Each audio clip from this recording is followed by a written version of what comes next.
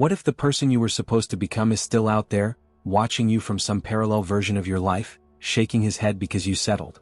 Like, for real though, have you ever felt that gnawing sensation in your chest at 2 a.m. when you can't sleep, that voice whispering you could have been so much more?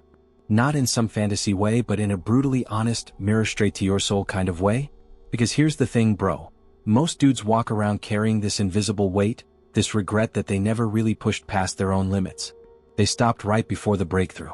They chose comfort over chaos, safety over the scary stuff that actually transforms you. You already know what I'm talking about, right? That moment when you had a choice, go harder, risk more, become dangerous in your ambition, but instead you pulled back. You told yourself it was being realistic or responsible, but deep down, you just got scared.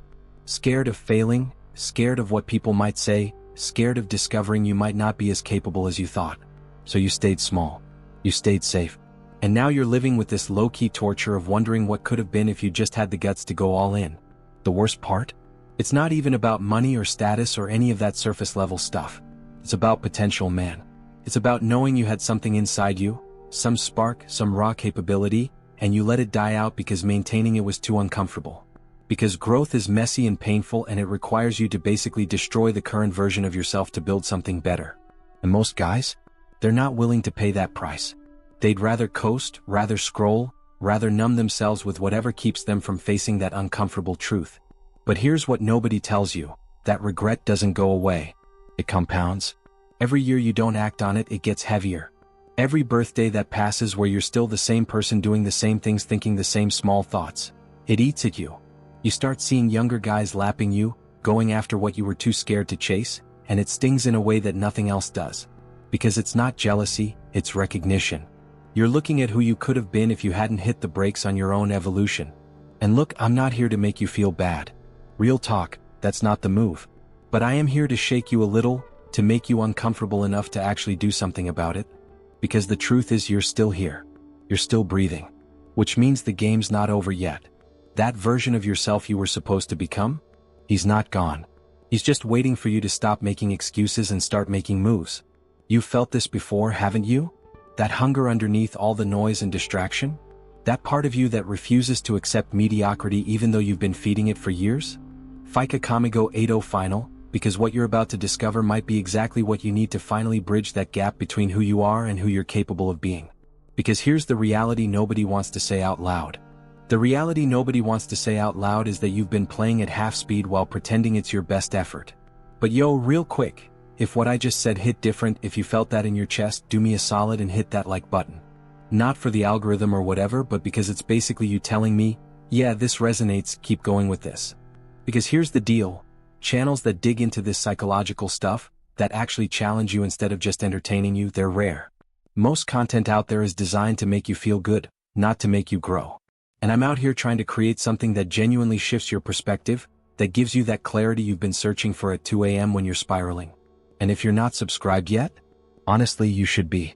Not because I need the numbers, but because if you're the type of person who actually wants this level of real talk, the kind that cuts through all the BS and forces you to look at yourself honestly, then you're exactly who this community is for.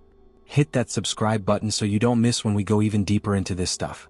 Because trust me, we're just getting started, and what's coming is going to make you rethink everything you thought you knew about your own potential. It's reciprocal, you know? You show up, engage with the content, and I keep delivering these insights that most people are too scared to talk about. Fair trade. Now back to what we were getting into, because this is where it gets real uncomfortable, and that's exactly where the growth lives. Now back to what we were getting into, because this is where it gets real uncomfortable, and that's exactly where the growth lives. There's this character that a lot of people know, right? Son Gohan. And before you roll your eyes thinking this is just some anime nerd stuff, stay with me, because what I'm about to break down has nothing to do with fandom and everything to do with psychology. Gohan is basically a walking, breathing case study of what happens when you have insane potential but you're paralyzed by everyone else's expectations. And that's the part nobody really talks about. Everyone just sees him as the kid who peaked early and then didn't. But there's something way deeper going on beneath the surface, something that mirrors what millions of dudes go through in real life without even realizing it. Think about it. This is a kid who was told from birth that he's special, that he's different, that he has capabilities most people could only dream about. Sounds familiar, doesn't it? How many of us grew up being the smart kid, or the talented one, or hearing adults say, "Oh, he's going to do something amazing one day." And then what happens? You carry that weight everywhere you go. Every decision becomes loaded with this invisible pressure because you're not just living your life, you're trying to live up to this projected version of yourself that other people created. Gohan had this built-in conflict from day one. His father? Obsessed with fighting, with pushing limits, with breaking through ceilings. His mother? Desperate for him to be normal, to be safe, to study and have a conventional life. And Gohan? He's stuck in the middle, trying to honor both paths while quietly suffocating under the weight of their competing visions for his life. Nobody ever asked him what he wanted. They just assumed. They projected. They decided who he should be before he ever got the chance to figure it out himself. And here's where it gets real. Gohan had moments, legitimate moments, where he accessed something inside himself that was absolutely terrifying in its power. Times when he stopped thinking, stopped worrying about disappointing people, and just acted from pure instinct and rage and necessity. Those were his peak moments. Cell games? That wasn't strategy or training or technique. That was raw, unfiltered potential finally breaking through all the mental barriers and expectations and fear. For a brief window, he became exactly who he was capable of being. No hesitation. No second guessing. Just pure execution. But then what? He pulled back. Art. And this is the part that cuts deep if you really think about it. He didn't pull back because he failed. He pulled back because he succeeded, and the intensity of that success scared the hell out of him. Because to stay at that level, to maintain that version of himself, would mean embracing something dangerous. Something that didn't fit the neat little box everyone wanted him to stay in. It would mean disappointing his mother. It would mean accepting that he's not a normal person who can just coast through life with a regular job and a safe existence. It would mean owning his nature instead of apologizing for it. So he retreated. He chose the path of least resistance, the path that made other people comfortable. He became the scholar, the family man, the guy who shows up when absolutely necessary but otherwise stays out of the spotlight. And on the surface that looks like maturity, right? That looks like someone who grew up and got his priorities straight. But underneath, there's this constant undercurrent of something unsaid, something unresolved. You can see it in the way he moves, the way he talks, the hesitation that wasn't there when he was younger. It's the hesitation of someone who's consciously limiting themselves because going all out feels irresponsible or selfish or scary. And this is where it connects back to you. Because how many times have you done exactly that? How many times have you had a moment of clarity, a surge of motivation, a glimpse of what you're really capable of, and then immediately talked yourself down from it? That's not realistic. I have responsibilities. Other people are counting on me to be stable. And all of that might be true on some level, but it's also a convenient excuse to avoid the discomfort of actually stepping into your full capacity. The thing about potential is that it's both a gift and a curse. When people see it in you, they can't help but comment on it, project onto it, build expectations around it. But here's what they don't tell you. Potential means nothing if you don't have the courage to actualize it. And actualization is messy. It requires you to make people uncomfortable. It requires you to prioritize your growth over their comfort. It requires you to risk looking like a failure, a fraud, someone who aimed too high and fell short. Most people can't handle that risk, so they just don't take it. They keep their potential locked away like some kind of emergency reserve they never quite access. Gohan's story is fascinating because it's not about him lacking ability. It's about him lacking permission from himself to fully be who he is. Every time he's pushed back into action, you see flashes of that same overwhelming power, but it's always reactive, never proactive. He waits until there's no other choice, until someone else is in danger, until the responsibility is externalized. He never just decides, I'm going to pursue greatness for its own sake, because that feels selfish to him. That feels like he's choosing himself over others. And for someone raised with his particular blend of guilt and duty and people-pleasing tendencies, that's basically impossible. Now, I'm going to go even deeper into this because there's a specific pattern here that most people miss. It's not just about potential or pressure or expectations. There's something else happening, something that reveals why so many men end up living half-lives even when they have everything they need to go further. It's about identity, about the stories we tell ourselves, and about the silent agreements we make that slowly drain us of the very thing that made us dangerous in the first place. And once you see this pattern, in Gohan, in yourself, in the people around you, you can't unsee it. It changes everything. But here's what I need from you right now. If this is hitting home, if you're recognizing yourself in any of what I just described, drop a comment and just write, I felt this. That's it. No explanation needed. I just want to know this resonated with someone real on the other side of the screen. Because this stuff matters, and knowing there are other people out there wrestling with the same internal battles makes all the difference. Agora eu quero ir ainda mais profundo nesse assunto, because what we're about to unpack is the hidden mechanism that keeps capable people trapped in mediocrity. Agora eu quero ir ainda mais profundo nesse assunto, because what we're about to unpack is the hidden mechanism that keeps capable people trapped in mediocrity. And it all starts with something psychologists call learned helplessness, but it's way more insidious than that term makes it sound. It's not about being weak or giving up. It's about being conditioned, slowly, methodically, over years, to believe that your natural state is something that needs to be controlled, managed, and ultimately suppressed.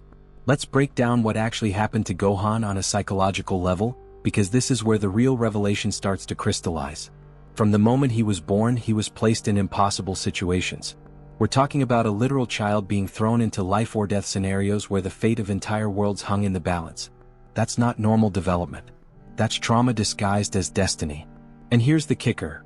Every time he rose to meet those challenges, every time that raw power surfaced and saved everyone, what happened afterward? He was immediately pulled back, told to calm down, encouraged to return to normal life, as if what he just experienced was some kind of aberration rather than his authentic self emerging. This creates a psychological split that's absolutely devastating. On one hand, he knows what he's capable of. He's felt it. He's lived it. That level of power, focus, and effectiveness isn't theoretical for him. It's experiential. But on the other hand, everyone around him treats those moments like emergencies rather than examples of who he could be all the time. His mother actively discourages it. His friends are intimidated by it. Even his father, in his own way, never really asks Gohan to embrace it fully. He just expects it to be there when convenient, then disappear when the crisis passes. So Gohan learns to compartmentalize. He learns that his true nature is acceptable only in specific, externally validated circumstances. He learns that being powerful is fine as long as it's in service to others, but pursuing that power for his own growth or satisfaction is somehow selfish or dangerous. And this is the exact psychological trap that millions of men fall into without realizing it. You're allowed to be ambitious if it's for your family. You're allowed to work hard if it's for your company. You're allowed to push yourself if it benefits someone else. But doing it for you? For your own evolution and expansion? That feels wrong somehow. That feels like you're being self-indulgent or neglecting your responsibilities. Let's talk about responsibility for a second, because this is where things get really twisted. Gohan had responsibility thrust on him before he could even understand what it meant. He was 4 years old when he was kidnapped and trained in the wilderness. 5 when he fought the Saiyans. 9 when he went to Namek. 11 when he killed Cell. Think about that timeline. He never got to be irresponsible. He never got to make mistakes without cosmic consequences. He never got to explore who he was separate from what was needed from him. His entire identity was built around crisis management and meeting external expectations. And this creates what psychologists call an external locus of control. Basically, your sense of self becomes entirely dependent on outside validation and circumstances. You don't develop an internal compass because you never had the luxury of listening to one. You're always reacting, always responding, always being who the situation demands rather than who you actually are. And the crazy part? People praise you for this. They call you mature, responsible, selfless. But what you really are is lost. You're so good at being what others need that you have no idea what you need. You've become a high-functioning people pleaser with godlike abilities that you're too guilty to fully embrace. Now here's where the control piece comes in, and this is crucial. Gohan's power is directly tied to his emotional state. When he's calm and controlled, he's capable but limited. When he loses control, when he gets angry, desperate, or pushed past his breaking point, that's when he becomes truly formidable. But here's what everyone around him does. They treat those moments of lost control as problems to be fixed rather than potential to be harnessed. His mother literally makes him study instead of train, as if intellectual achievement can somehow substitute for or redeem his violent capabilities. His mentors constantly tell him to stay calm, stay focused, keep it together. Nobody ever says, hey, maybe you should explore that rage, understand it, integrate it into who you are. So he learns to fear his own power. He associates his greatest strength with loss of control, with danger, with disappointing the people he loves. This is the ultimate form of self-sabotage, and it's so common in real life it's scary. How many times have you felt that surge of ambition, that aggressive drive to dominate your field or achieve something massive, only to immediately suppress it because it felt too intense? Too much? Too risky? You talk yourself down from the edge of your own greatness because somewhere along the way you learned that your natural intensity is something to be managed rather than unleashed. The transformation that happens, and this is the truth nobody wants to acknowledge, isn't about becoming stronger. It's about giving yourself permission. Permission to be dangerous. Permission to prioritize your growth over other people's comfort. Permission to stop apologizing for taking up space and demanding more from yourself in your life. But that permission is terrifying because it means accepting that you might outgrow people, situations, and identities that currently feel safe and familiar. Gohan's tragedy isn't that he became weaker. It's that he chose safety over truth. He chose the version of himself that made everyone else comfortable over the version that made him powerful. And you can see the cost of that choice in every moment he's forced back into action. There's hesitation where there used to be instinct. There's doubt where there used to be certainty. He's become someone who has to work himself up to access what used to come naturally, because he spent so much time building walls around it. This is what happens when you live your life trying to be palatable. When you round off your edges so you don't cut anyone. When you dim your light so others don't feel inadequate in comparison. You don't just stay the same, you actually regress. Because potential that isn't exercised doesn't stay dormant, it atrophies. Those neural pathways weaken. That confidence erodes. That hunger gets replaced with resignation. And then one day you wake up and realize you've become a shell of what you could have been, and the worst part is that everyone around you thinks you made the right choices. There's this concept in psychology called the true self versus the false self. Your true self is who you are when nobody's watching, when there are no expectations, when you're just existing in your most natural state. Your false self is the curated version you present to the world to gain acceptance, avoid conflict, and meet social expectations. Most people spend their entire lives developing and maintaining their false self while their true self slowly suffocates in the background. And the gap between those two selves? That's where all your anxiety, depression, and existential dread lives. That's the source of that 2 a.m. feeling we talked about at the beginning. Gohan is the perfect embodiment of someone whose false self, the scholar, the family man, the reluctant hero, is constantly at war with his true self. The warrior, the competitor, the person who thrives in high-stakes situations and possesses capabilities that most people can't even comprehend. And he's chosen the false self over and over again because that's what gets rewarded in his world. But you can see the tension. You can feel it in every scene where he's supposed to be living his normal life. There's a restlessness there, an unspoken acknowledgement that he's playing a role rather than living authentically. And look, I get it. Choosing your true self is brutal. It means making people uncomfortable. It means having difficult conversations. It means potentially losing relationships that are based on the false version of you. But here's what I've learned and what Gohan's story illustrates so perfectly. The cost of betraying yourself is always higher than the cost of disappointing others. Always. You can survive other people being upset with your choices. What you can't survive long-term is being upset with yourself for not making them. So here's what I need you to understand before we go any further. This isn't just about a character in a show. This is about a pattern that plays out in real life every single day. It's about the countless men who are living half-lives because they're terrified of what it would mean to go all in on themselves. And if you're feeling that weight right now, if something in what I just explained resonated with where you're at in your own life, drop a comment and tell me, I'm ready to stop settling.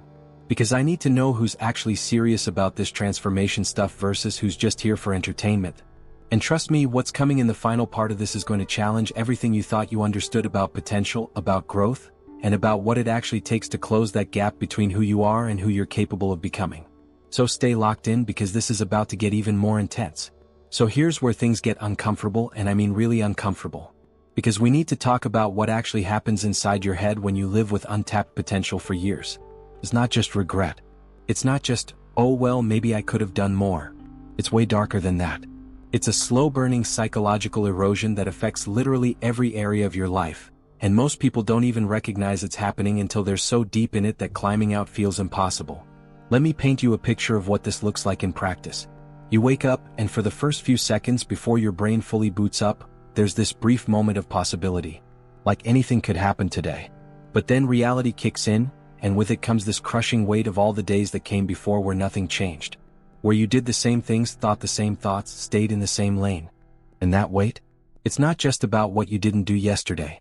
It's the accumulated mass of every single day you chose safety over growth, comfort over challenge, the known over the unknown. That's what makes it so heavy. It's compounding disappointment in yourself. Gohan's story illustrates this perfectly, But here's what most people miss when they analyze his character. It's not that he stopped training or that he prioritized studying. That's surface level. The real tragedy is that he convinced himself the choice was binary. Either be the warrior or be the scholar. Either pursue power or pursue knowledge. Either make his father proud or make his mother proud. He never considered that maybe, just maybe, the real path forward was integrating all of it. Being the person who's intellectually brilliant and physically dominant. The person who understands theory and can execute under pressure. The person who honors both sides of his lineage instead of betraying one to appease the other. But that integration? That's terrifying. Because it means you can't hide behind excuses anymore. You can't say, well, I chose family over career, or I chose stability over risk, as if those are mutually exclusive. Integration demands that you show up fully in all areas of your life, and that level of commitment is exhausting. It requires you to operate at a frequency most people can't sustain. So instead, we fragment ourselves. We create these artificial separations. Work you versus home you. Ambitious you versus responsible you. The person you are in public versus the person you are alone at night when the masks come off. And here's the brutal truth about fragmentation. Every time you split yourself like that, you lose energy. Psychologists call it cognitive dissonance, but it's really just the cost of lying to yourself. When your actions don't align with your capabilities, when your daily reality doesn't reflect your actual potential, your brain knows. It might not be conscious, but on some level you're aware of the discrepancy. And that awareness creates this constant low-level stress that manifests as anxiety, irritability, lack of focus, and this general sense that something's off even when everything looks fine on paper. Gohan experiences this constantly. You see it in the way he carries himself. There's always this tension in his shoulders, this guardedness in his eyes. He's become hypervigilant about controlling his power, about not standing out too much, about being acceptable rather than exceptional. And that hypervigilance is absolutely draining. Imagine having to consciously limit yourself every single day. Having to pull your punches, literally and metaphorically, because going all out would make other people uncomfortable or reveal just how far ahead you could actually be if you stopped holding back. This is where the auto-sabotage piece comes in, and it's so subtle that most people don't catch it until it's too late. Self-sabotage isn't always dramatic. It's not always blowing up your life or making obviously destructive choices. Sometimes it's just consistently choosing the path that keeps you small. Saying yes to things that drain you and no to things that could elevate you. Surrounding yourself with people who don't challenge you because being around people who do would force you to level up, and that feels like too much work. Convincing yourself that comfort equals happiness when really you're just avoiding the discomfort that comes with growth. And the insidious thing about this pattern is that it feels like wisdom. It feels like you're being mature and realistic and responsible. Gohan probably tells himself he made the right choice focusing on his family and his studies. That he's being the bigger person by not pursuing power for its own sake. That he's evolved past the need for constant conflict and competition. But is that really evolution, or is it just rationalization? Is he actually at peace with his choices, or is he just really good at suppressing the part of him that knows he's settled? Because here's what nobody talks about. There's a massive difference between genuine contentment and resigned acceptance. Contentment comes from knowing you gave it everything you had and you're satisfied with the results. Resigned acceptance comes from knowing you didn't, but convincing yourself it doesn't matter because the alternative is too painful to face. And you can usually tell the difference by how someone reacts when they're forced back into a situation that demands their full capacity. Someone who's genuinely content steps up smoothly, naturally, without hesitation. Someone who's resigned? They struggle. They're rusty. They have to dig deep to find something they used to access effortlessly. Every time Gohan's pulled back into action, you see that struggle. He has to get angry to unlock his power now. He needs external motivation, external pressure. It's not organic anymore. And that's the cost of prolonged self-limitation. You don't just maintain your ceiling, you actually lower it. Your comfort zone shrinks. Your tolerance for discomfort decreases. The gap between your current self and your potential self widens to the point where bridging it feels like starting from scratch rather than picking up where you left off. Let's talk about identity for a minute, because this is where it all comes together. Your identity is basically the story you tell yourself about who you are. And that story is incredibly powerful because it determines what you believe is possible for you, what actions feel congruent with who you are, and ultimately what kind of life you end up living. Most people inherit their identity rather than consciously creating it. They become who their parents wanted them to be, who their peer group expected them to be, who their circumstances seem to demand. And then they defend that inherited identity as if it's sacred, as if questioning it would be a betrayal of everything they've built. Gohan inherited an identity that was never fully his own. He was Goku's son before he was his own person. He was the prophesied savior before he got to decide if that's what he wanted to be. He was the smart kid, the powerful kid, the reluctant hero, all these labels assigned to him by others and reinforced until they calcified into who he thought he was supposed to be. And here's the thing about inherited identities. They're always limiting because they're based on someone else's vision of you, not your own understanding of your full range of possibilities. Breaking free from an inherited identity requires something most people aren't willing to do: radical honesty. You have to sit with yourself and ask the hard questions. Who am I when I'm not performing for anyone? What do I actually want versus what do I think I should want? What parts of my current life are authentic expressions of who I am, and what parts are just habits or obligations I've accepted without questioning? And here's where it gets really uncomfortable. Once you start asking those questions, you can't unhear the answers. Once you see the ways you've been limiting yourself, once you recognize the patterns of self-betrayal, you can't go back to unconscious living. You're awake now, and being awake is both a gift and a burden. The burden is that you now have responsibility. You can't claim ignorance anymore. You can't say you didn't know better. You know exactly what you're capable of, you know exactly where you're falling short, and every day you don't act on that knowledge becomes a conscious choice rather than an unconscious default. That's heavy. That's the weight Gohan carries every single day, and it's the same weight you carry when you're aware of your potential but not actualizing it. It's the weight of knowing you're living below your capabilities and choosing to continue doing so anyway.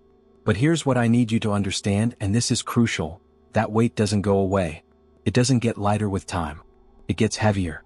Because every year you add to it, every birthday that passes where you're essentially the same person in the same situations with the same limitations, that's another year of evidence your brain uses against you. Another year of, see, you said you were going to change and you didn't. Another year of building the case that maybe this is just who you are, maybe you've reached your ceiling, maybe the dreams you had were unrealistic all along. And that internal narrative, that story you tell yourself about why you are the way you are and why you can't change, becomes your new identity.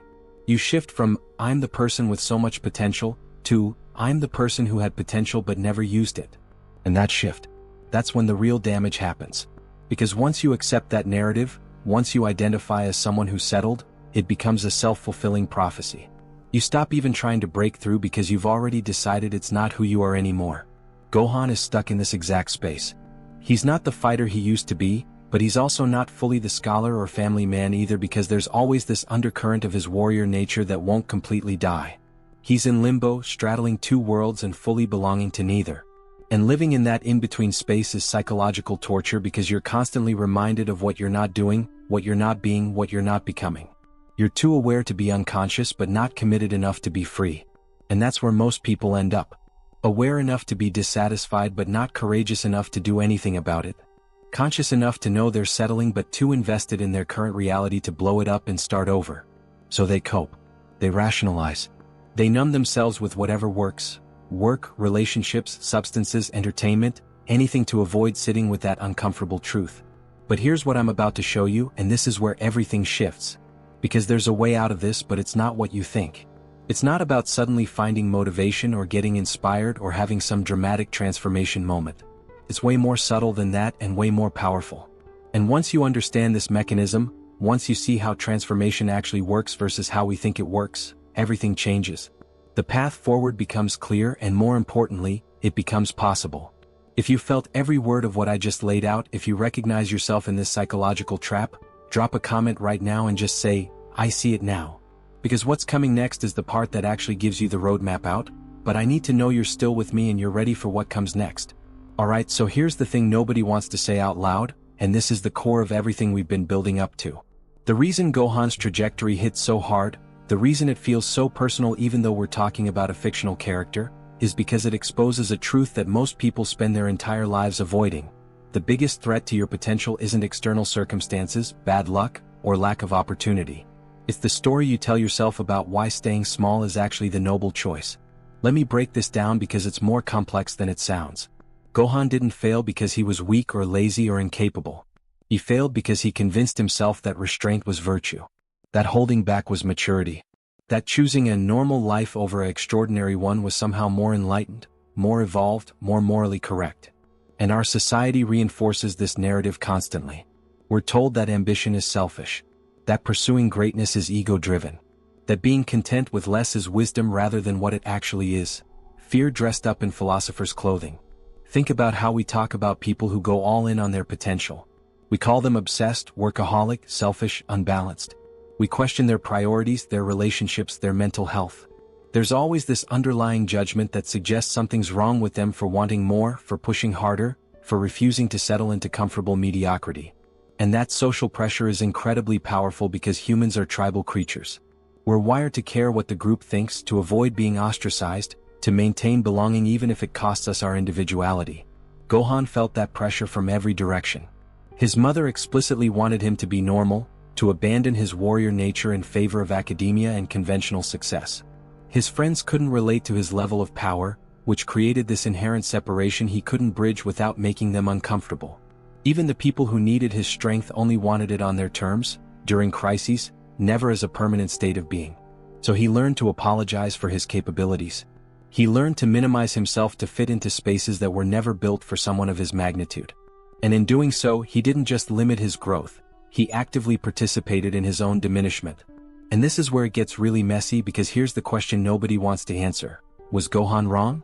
Is choosing your family over your potential actually a mistake, or is it the definition of having your priorities straight?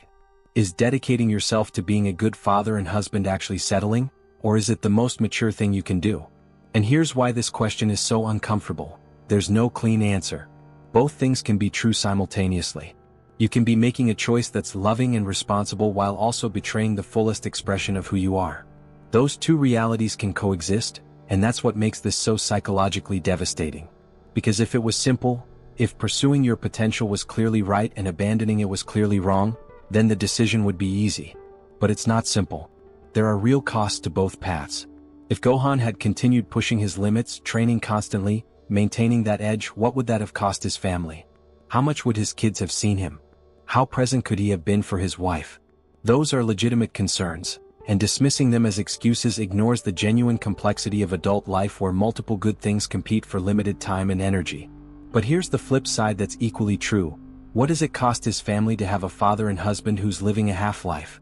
Who's going through the motions but never fully present because part of him is always elsewhere, always wondering, always carrying that weight of unused potential? What does it teach his daughter about pursuing excellence? What example does it set for his son about what it means to be a man? Is showing them how to settle gracefully really better than showing them how to pursue greatness unapologetically? This is the psychological trap that destroys people, and it's way more sophisticated than simple self-sabotage.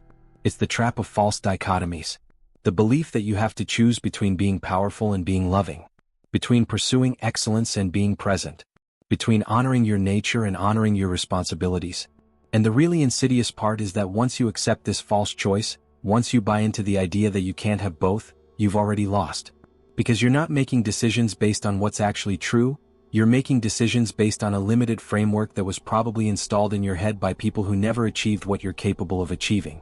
Gohan's story reveals something darker than just wasted potential. It reveals how we use morality as a shield against our own fear. We tell ourselves we're being selfless when really we're just scared. We claim we're being responsible when really we're avoiding the discomfort of finding out what we're truly capable of. We frame our limitations as choices, as wisdom, as maturity, because the alternative, admitting we're just not brave enough to find out how far we could actually go, is too painful to face. And this is where the destruction happens, the slow rot that nobody talks about. When you betray your nature in the name of virtue, when you suppress your capabilities in the name of balance, when you shrink yourself in the name of harmony, you don't just stop growing. You start dying. Not physically but psychologically. That spark that made you dangerous, that made you different, that made you capable of things most people can't even imagine, it starts to fade. And you feel it. In the quiet moments, in the early morning hours, in the space between distractions, you feel something essential slipping away. And instead of fighting to keep it, most people just let it go.